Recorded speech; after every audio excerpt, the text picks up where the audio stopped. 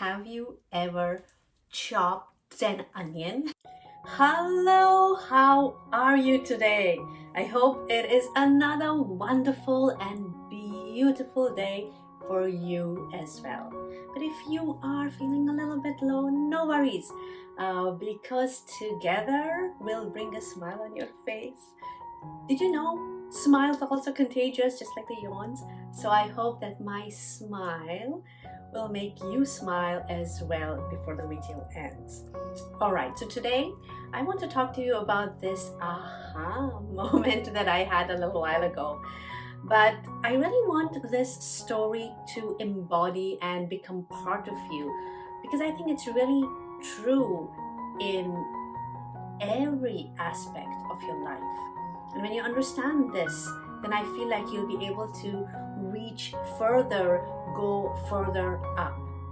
So anyway, before anything else, if you know how to connect with Reiki, I'd like you to connect with Reiki. And if you don't know, then just take a nice deep breath in and a long breath out. Wonderful. And once you are connected, if you like, you can bring your hands down to your knees with palms facing up, or bring your hands to a position, a part of your body that you feel like putting your hands on. Anything is okay. And just listen. Just listen to my story. So the question I want to ask you is, have you ever chopped an onion? Well, if you are an occasional cook, if you're a home cook, if you're a professional cook, I'm sure you have. And I'm hoping that to be able to relate to this story, you would have chopped onions more than once. Okay? So I'm a home cook. I cook at home, and that involves chopping onions oftentimes because Indian cooking often requires chopping onions. And so I am chop, chop, chop, chop, chop. And I use this knife to chop, chop, chop, chop, chop. But I've always resigned to the fact that I can never do the, how like the chef do it, put their hand and chop, chop, chop, chop, chop, chop, chop, chop. I'm never going to be able to do that, and that's okay. And chopping onion is always going to be a chore. And even that day when I was chopping, it's like, it was getting a little difficult. But it never occurred to me that that chopping experience can actually be smoother and better. Like I didn't have to put in a lot of effort into chopping the onions and, feeling frustrated. Because other people, the chefs, why is it that they are able to chop, chop, chop? Of course, technique is there. Technique is there. But there's something else too that they make sure it's perfect. And, I never thought about it because I didn't know any better. And so I just resigned that, that's just the way it is. It's my skills, and chopping onion is always going to be a grind, and that's just part of it. So I just go on chop, chop, chop, chop. Okay. Now, fast forward a few days, and my father has come back home. And then when I chop the onions after that, okay, I'm going chop, chop, chop, chop, chop, chop. And like, what just happened? I am chopping onions like a professional. I mean, not really, but to me it felt like, wow, how amazing is that? What happened? Did I get some magical skills? No, right? I mean, come on. You've got to train for a long time to get to that chop, chop, chop, professional level chopping. That's not what happened.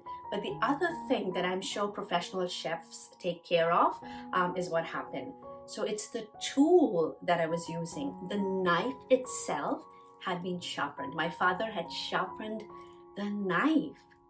And that is why I was able to chop, chop, chop so smoothly, effortlessly. And because the tool was sharpened and I had used it, I could experience that seamless chopping, that wonderful experience a better experience. But before, I had no idea. I didn't know. I wasn't even aware. It didn't occur to me. But I wonder if, in passing, if my father had said, maybe it's the tool, maybe I might have thought about it, right? So with this story, I want you to embody that the tools you have are important. It could be in any different forms. A tool could also come in a form of a coach. A tool could come in a form of a beautiful instrument. A tool could come in a form of a right pencil, a right paper. It could be different things, but it needs to be maintained. It needs to be a sharp tool, the right tool for the thing that you're doing. So just think about it just for a moment. Close your eyes and think about it. This can be applied to so many different parts of your life, right? And now you are aware, you know. So you're going to seek out, look for it, for that tool that is going to benefit you, make your experience much better. And come on, why not? If we can make our experience better, let's go for it and do it. There are tons of tools out there that you can use it to make your experience better, to make your life better. All you have to do is go and seek out, okay? You don't have to sit in this situation thinking this is just the way it is. Change is always possible. In fact, change is the only constant in life. I love that. Okay, so I hope it's there within you now and you feel it. If you like, just close your eyes for a moment. And just above your head, have an image of this beautiful tool or an aid that you know will enhance your life. If it's vague, doesn't matter. If it just feels like a shining bright light, that's absolutely fine. But just that thought and that awareness, allow that to float just above your head. And now, with your permission, allow it to enter into your head. And feel it expanding and spreading in this area. Now into your throat, in your heart, and feel that expansion in this area. And move slightly down around your rib cage, further down into your abdomen, into your lower abdomen.